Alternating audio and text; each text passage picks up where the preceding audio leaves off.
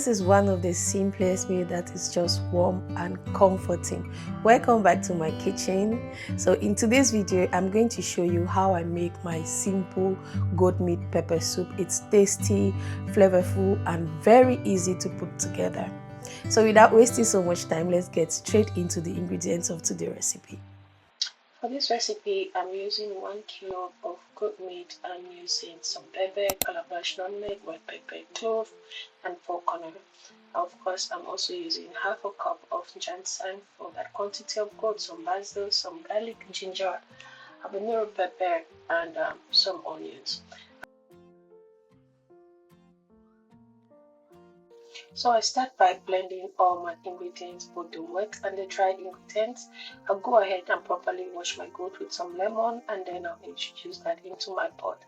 This phase is very important because you want your goat to incorporate the taste of your pepper soup. So you go ahead and add every seasoning that you're going to be using for your pepper soup: ginger, garlic, onion, salt, seasoning cube to taste, and every other ingredient that you saw in the beginning. Give it a good mix to make sure that it is well marinated. And then if you have time, you can let this sit for like 30 minutes before you turn on the heat. When you turn on the heat, do not add any water. Let it cook like that. The goat is going to naturally produce its own juice.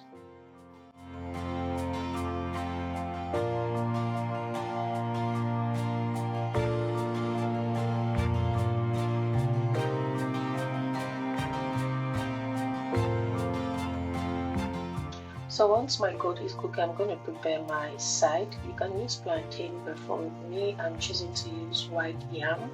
So you're going to go ahead and prepare your white yam, cut them into your desired size. And one tip here for the yam is that after peeling your yam, wash it properly, introduce it in a bowl of water, and add some salt to it.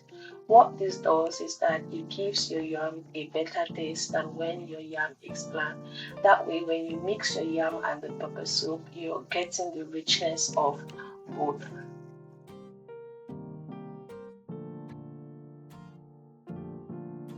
So one ingredient I didn't add at the beginning with the goat is my ginseng. So I go ahead and wash my ginseng, blend it with a bit of water, and try to achieve a smooth paste. The reason is that my ginseng only goes in at the point where I start to make the pepper soup, which means when I introduce water into the goat meat, and because this acts as a thickener as well as one of the main flavors to the pepper soup.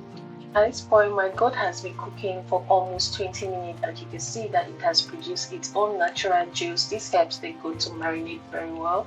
I'm then going to go ahead to add about 1,000 ml of water, and I will cover it for it to continue to cook. You want to make sure that your goat is cooked very well so it's tender and not chewy. Now, after about 30 minutes or so, my yam is ready. I'm going to go in to boil my yam. Go ahead and add a little bit of water from the salted water of the yam and cook that on medium heat. At this point, the aroma in my kitchen is already so amazing. So I'm going to go in and add my ginseng, and of course I'll rinse the blender and add the liquid for me, just because I want everything to get out into my soup. Also, this is where you can want to add more water if you desire your soup to be much more lighter, and you also go ahead and taste for seasoning and adjust as needed. So you go and give it a good mix and let this simmer all together until your goat is ready. Now, if you want to blend your yam together, this is a point where you're going to introduce your yam into your pepper soup. But if you're cooking like me separately, then don't bother. Just let your yam cook separately.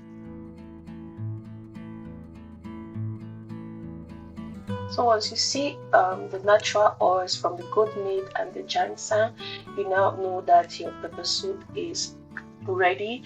But to be more sure, because you're using goat meat and goat meat requires a little bit time to cook, it's also safe to go ahead and taste a piece of your goat meat to make sure that it is tender and not very chewy. So once that is checked by you and it's okay, you cover it and let it simmer again for like 10 minutes. And then you want to go ahead and add some fresh basil, just to add that freshness in flavor and also for color. I really love my basilic leaf in my pepper soup.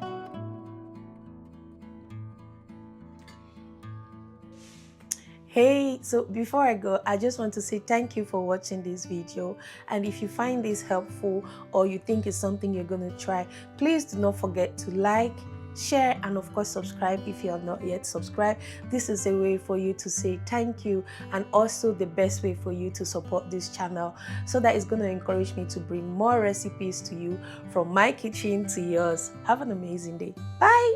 Mwah.